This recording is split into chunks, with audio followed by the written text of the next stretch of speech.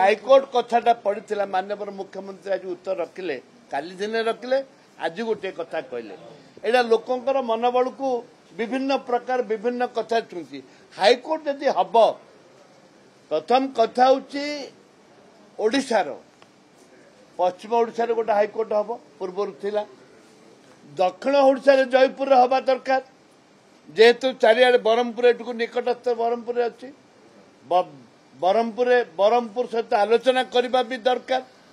पश्चिम ओडिशा जदि हम दक्षिण ओडिशा कहीं न हम जयपुर कहीं न हम ए परिप्रेक्षी में मो माननीय मुख्यमंत्री अनुरोध करी स्पष्ट करंतु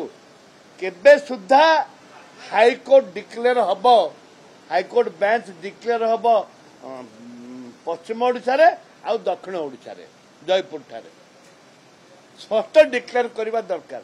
आज हम आम विचार को रखु नवीन बाबू विचार करी 24 वर्ष पड़ला तमें विचार केते वर्ष कर कह